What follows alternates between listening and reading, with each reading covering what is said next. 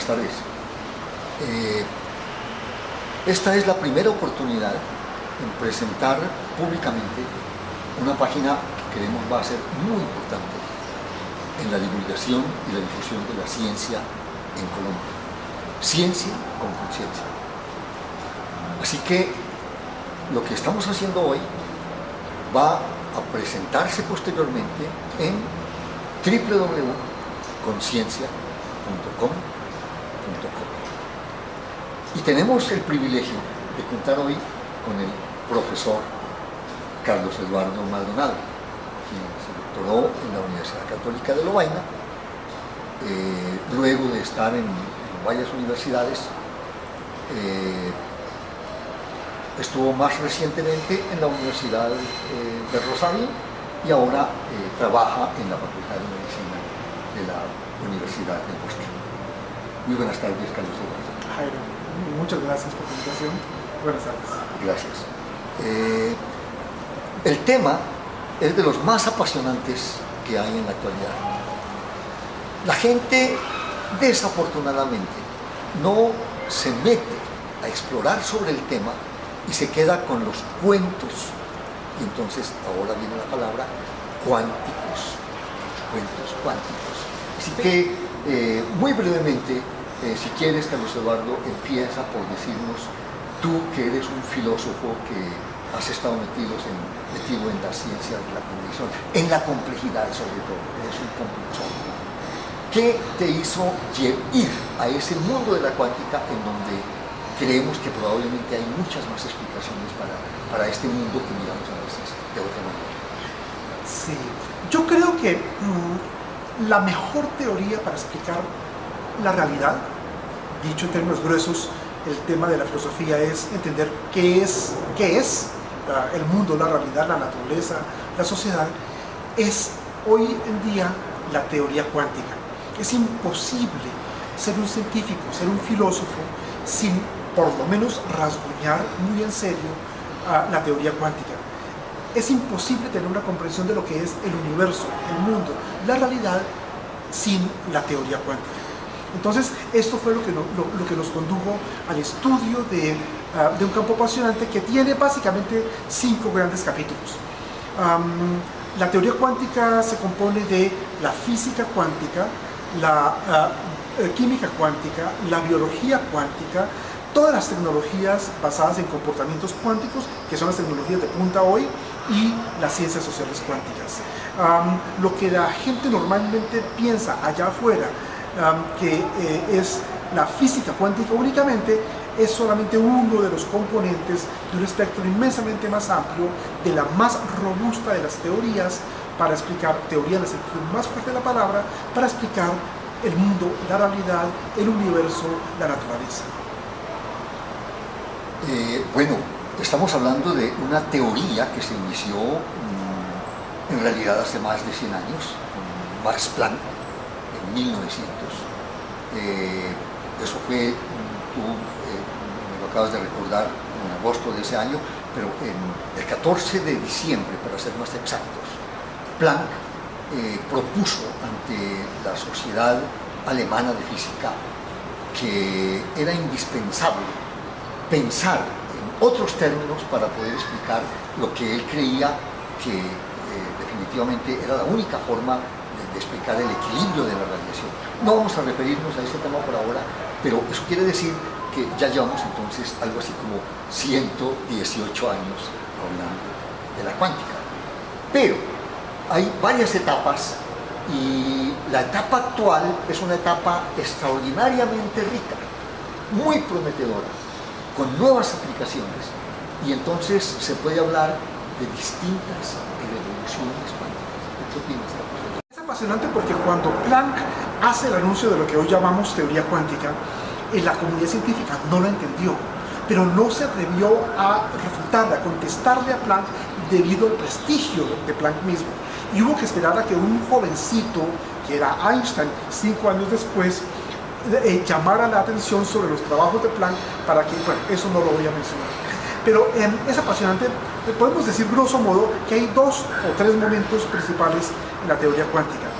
Uno es la física cuántica propiamente dicha, la primera revolución científica, que abarca, grosso modo, desde el año 1900 hasta el año 1934, el famoso paper de Einstein, Podolsky y Rosen, cuyos años de auge son aproximadamente el 24-26, cuando casi todos van a ganarse el premio Nobel de física. Casi todos, me gusta mencionarlo, excepto Jordan, y Jordan jamás se va a ganar el premio Nobel de física, por otra razón que no lo podríamos mencionar. El segundo momento comienza en 1954 aproximadamente, con David Bohm. A la luz de Bohm hay que mencionar a Richard Feynman, y se proyecta grosso modo hasta John Bell con el famoso teorema de Bell, o la igualdad, inequality de Bell. Podríamos decir que esa misma se proyecta, quizás podría ser una tercera etapa, hasta el día de hoy, cuando hablamos además de entrelazamiento cuántico, teleportación y procesamiento cuántico de información. Y criptografía cuántica, ¿verdad? Pero déjame recordar que cuando Einstein retomó la idea de Planck en 1905, lo hizo de una manera diferente, que por ahora no vamos a entrar en los detalles. Sin embargo, la gente no aceptó la hipótesis de Einstein de que la luz estaba compuesta de corpúsculos. Y su premio, el tiempo entre cuando hizo su propuesta y se le otorgó el premio Nobel en 1921, que por cierto lo recibió en 1922, pues es un tiempo enorme, ¿verdad? Para otorgar un premio Nobel, y es por la reticencia que había. Pero igual Einstein después, como tú lo señalas, retomó esas ideas precisamente para atacar a la física cuántica, es lo que menciona el EPR, ¿verdad? Los tres autores. Y bueno, pero dejemos ahí por ahora. Ciertamente viene después una etapa sumamente importante, y lo que estamos viviendo ahora, que es a lo que nos vamos a referir. Entonces yo quiero que tú nos expliques de una manera muy sencilla algo muy complicado, que es realmente muy enredado, más enredado que el enmarañamiento cuántico de que te acabas de referir, que es el problema en esencia el problema de la medida en física cuántica, que tiene que ver con el problema de la observación, y que tiene que ver con el hecho de que esos estados cuánticos a veces son tan fáciles de echar a perder. Entonces entramos en el terreno de lo que se llama, por un lado, mantener la coherencia, por el otro, lo que viene como contrario a eso, que es la decoherencia, y lo opuesto que debe existir, por supuesto, y es de lo que estás hablando en tu último trabajo, que muy amablemente me permitiste conocer. Entonces, ¿por qué no nos cuentas alrededor de este asunto de la coherencia, la decoherencia y el proceso inverso, la recoherencia? Sí, he tratado de desarrollar un modelo de la realidad basado justamente en lo que antes aparecía como disímil, como disyunto, que son esas tres ideas que tú mencionas de coherencia, decoherencia y recoherencia. Digamos lo siguiente: el mundo cuántico es un mundo coherente. La coherencia cuántica se la entiende en el sentido de que es perfectamente consistente. Estoy usando un lenguaje pedagógico para tratar de hacerlo entender, en el que sin embargo se presentan una serie de fenómenos y comportamientos altamente contraintuitivos, pero que son consistentes ellos mismos. Una manera como se expresa esa consistencia, esa coherencia, es por ejemplo con la idea de superposición, o por ejemplo con la idea de complementariedad. El mundo cuántico es altamente coherente. El gran problema es que ese mundo cuántico se quiebra, se rompe, y en la interpretación de Copenhague, la interpretación clásica justamente de la primera etapa que mencionábamos, se lo conoce como el colapso de la función de onda. Lo que produce el colapso de la función de onda es el mundo clásico que vemos alrededor nuestro: la mujer que pasa, la vaca que está en el prado, el perro que ladra, el plato de comida y demás. El mundo que conocemos, eso es muy, muy interesante, el mundo de las ciencias sociales para decirlo de alguna manera, es el mundo clásico. Y ese mundo, en realidad, entonces, lo voy a decir de dos maneras, es el colapso del mundo cuántico, o, segunda manera de decirlo, es el mundo en el que se ven los efectos del mundo cuántico. Y ese mundo es el resultado de la aparición de la decoherencia cuántica. Pedagógicamente podríamos decir que el mundo clásico es incoherente, ¿cierto? La coherencia del mundo quizás se podría sustentar en la idea de Aristóteles del principio tercero excluido. Es imposible que una mesa sea una mesa y una silla al mismo tiempo, que una mesa sea una mesa y un árbol al mismo tiempo. Entonces, la coherencia de un mundo altamente incoherente quizás se suscitaría en el principio del tercero excluido de Aristóteles, y ese es un mundo altamente variable, inestable, con turbulencias, con fluctuaciones, caótico, si tú lo quieres, y demás. Esa es la interpretación, grosso modo, estándar de las relaciones entre lo que aparentemente serían dos mundos, el mundo cuántico y el mundo clásico. Yo creo que esa comprensión no es enteramente afortunada. Y qué interesante, Carlos Eduardo, porque volviendo al tema de la medida, en la medida participa de alguna manera un observador, o más rigurosamente hablando de física, un aparato de medida. Pero los físicos olvidaron que ese aparato de medida no necesariamente tiene que haber sido construido por ellos. Puede haber sido casual que apareciera ahí, y entonces ese objeto cuántico pues tiene que manifestarse ante ese aparato de medida. Yo estoy ahora extrapolando un poco, y entonces cuando hablas del entrelazamiento, simplemente como que este objeto que se va a entrelazar con el otro está siendo observado por ese segundo con el que se va a entrelazar. Pero tal vez eso sea para discutirlo posteriormente. Lo interesante es que cuando se da eso, entonces se habla de que empieza un proceso de coherencia. Y entonces quiero que nos expliques un poco mejor por qué empieza la decoherencia en ese fenómeno del entrelazamiento. Claro, y entonces la comprensión clásica sería más o menos la siguiente. Hay un mundo que tiene un foco, digamos, una fuente, y esa fuente es cuántica, y esa fuente produce el mundo cuántico, por así decirlo, y ese mundo cuántico en el que el gato está vivo y muerto al mismo tiempo, por ejemplo, ¿cierto? Fracasa, colapsa, se rompe, se quiebra y produciría un mundo esencialmente binario, dualista, maniqueo, en términos de una cosa o la otra. Es imposible que sean dos cosas al mismo tiempo. Entonces habría dos mundos, un mundo cuántico y un mundo clásico. Yo creo que esa comprensión no es afortunada. La sugerencia que yo hago, y la inmensa mayoría de autores no estarían de acuerdo conmigo. Hay algunos autores que sí estarían de acuerdo, pero serían muy pocos. Por ejemplo, Carlo Rovelli, por ejemplo, Stuart Kauffman y un par más, ¿cierto? Es que el mundo es esencialmente cuántico. El mundo no es cuántico y clásico, y ni siquiera es un mundo que es como cuántico. En el sentido técnico de la palabra, la bibliografía aparece como quantum-like, ¿cierto? Que es una especie de mundo que no es enteramente clásico, tampoco es enteramente cuántico, cosas así. Yo creo que el mundo es esencialmente cuántico, y la clave por la que es cuántico es porque el mundo cuántico sufre un proceso efectivamente de coherencia, pero al mismo tiempo sufre un proceso de recoherencia. Entonces hay un ciclo, un bucle, si cabe la expresión, de coherencia que se rompe, se quiebra, se hace decoherente.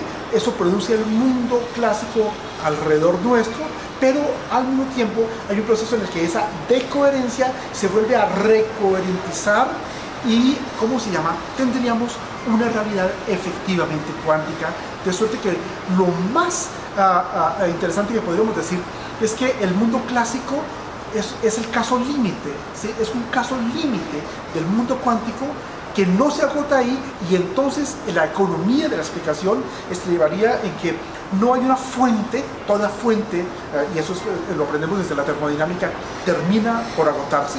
No habría una fuente cuántica, ¿cómo se llama?, que produciría el mundo clásico, sino que a su vez se recoherentiza, vuelve a hacerse cuántico, y esto ha sido incluso experimentalmente estudiado. Qué bien, Carlos Eduardo. Yo te compro esa idea y la reafirmaría de esta manera. Cuando hablamos de las fluctuaciones cuánticas, así de cuántico, hablamos de creación y aniquilación de partículas. Y ese es un proceso que se da permanentemente. Entonces, cuando tratamos de separar en dos el mundo, o hasta en tres, es lo que te acabas de decir, estamos haciendo realmente una torpeza, simplemente porque nuestra imagen, estereotipo que tenemos desde Aristóteles, ya para acá, desde antes, pues no nos da para más. El tercero es una prueba de eso. Pero hay algo muy interesante en lo que tú acabas de decir, y es que no hay un agotamiento de la fuente. Porque mira nada más, cuando se habla del cambio climático, estamos muy preocupados porque pues nuestro planeta ya no aguanta más. Pero en la concepción cuántica del mundo tenemos una gran esperanza. Y es que como hay una recoherencia, tenemos que volver entonces a procesos cuánticos y no pensar solamente que esos procesos cuánticos se van a lo clásico y mueren, sino que hay un proceso al revés, que se ilustra maravillosamente cuando hablamos de la asimetría que hay entre partículas y antipartículas, por ejemplo. Hay una asimetría que obviamente fue lo que permitió que se originara todo, porque si no, pues las partículas se aniquilan con un número igual de antipartículas, pues estaríamos perdidos. Creo que me entiendes la idea. Pero entonces, a lo que yo quiero apuntar ahora, por último, para esta primera charla introductoria, llamémosla así, por lo alto, ¿verdad?, es cuando tú nos hablas de las ciencias sociales cuánticas. ¿Por qué no haces un poco más de énfasis? ¿A qué te refieres con ese término? Porque me parece supremamente enriquecedor. Es muy importante atender al hecho de que no hay una sola palabra en el corpus de la teoría cuántica que permita establecer una distinción y mucho menos una jerarquía entre el mundo microscópico y el mundo macroscópico. En otras palabras, no es cierto que el mundo cuántico sea un mundo microscópico. Mi sugerencia es que el mundo cuántico hace referencia a ritmos, a velocidades, a tiempos, que podemos llamarlos microscópicos, y que el mundo clásico hace referencia a tiempos, no a volúmenes, masas o tamaños, ¿cierto?, sino a tiempos macroscópicos. Entonces el tiempo macroscópico va del segundo, minuto, el día, hora, finalmente hasta el millón de años. Y lo más interesante es que el tiempo real, hemos venido haciendo el descubrimiento por muchos caminos, que el tiempo real es cada vez más el tiempo microscópico. Y ese tiempo microscópico es un tiempo vertiginoso, es el tiempo del conocimiento, de la salud, de la atención, del amor, el hambre, el odio, el sueño y demás fenómenos humanos, biológicos. Suceden en la escala mili, micro, nano, pico, femto, ato, yocto y demás. De suerte que el tiempo real es un tiempo que se plasma, que es vertiginoso, microscópico, pero que se plasma al cabo en tiempos que eran los clásicos y los conocidos, que serían los tiempos macroscópicos. De suerte que las ciencias sociales cuánticas hacen referencia a la importancia de los tiempos microscópicos, es decir, vertiginosos, no volúmenes, tamaños o masas, vertiginosos, que son donde se suceden las cosas más importantes de los sistemas humanos, de los sistemas vivos. Otra vez, sistema inmunológico, cognición, salud, enfermedad, todo, amor, odio, ¿cierto? Eso sucede digamos, en escalas femtoescalares, picoescalares, nanométricas y así sucesivamente. Si las ciencias sociales no aprenden de estos tiempos vertiginosos, pueden entrar en un colapso, y ese colapso es no entender de las realidades de las que se ocupan y los fenómenos y las dinámicas de las que se ocupan. Pues qué interesante, Carlos Eduardo. Yo voy a hacer un énfasis en un aspecto que lo he aprendido de ti, pero indudablemente estoy totalmente de acuerdo. Las ciencias sociales, cuando trataron de irse a una explicación más lógica de su mundo, pensaron en los fenómenos clásicos y en la física clásica. Pero desafortunadamente la física clásica se queda totalmente corta, no da para nada explicación a muchas cosas que hay que explicar en otros términos. Entonces, si quieres, para terminar, remata por favor con esa idea maravillosa de cómo las ciencias sociales se pueden nutrir. ¿Cómo no? Las ciencias, el drama del mundo hoy es que las ciencias sociales, pero no es exclusivo de las ciencias sociales, esto vale también para las ciencias de la salud, por ejemplo, para buena parte de las ciencias de la vida, son precuánticas. Si les va bien, serían relativistas en el sentido de la teoría de la relatividad de Einstein.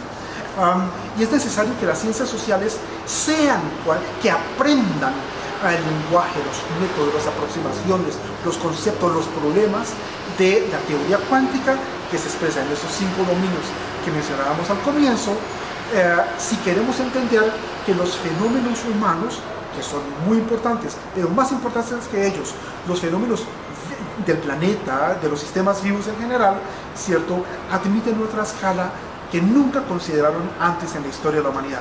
Esa otra escala complementaria es, para llamarlo así, la de los tiempos microscópicos, repito, que no son de volúmenes o tamaños, sino de ritmos y de velocidades inmensamente más rápidas. De suerte que la sugerencia sería doble de manera puntual. Uno, el universo sufre procesos de coherencia y recoherencia cuántica, y entonces es esencialmente cuántico, y esos procesos son dos de tiempos vertiginosos que pueden ralentizarse, hacerse muy lentos, pero que vuelven a hacerse al cabo efectivamente vertiginosos.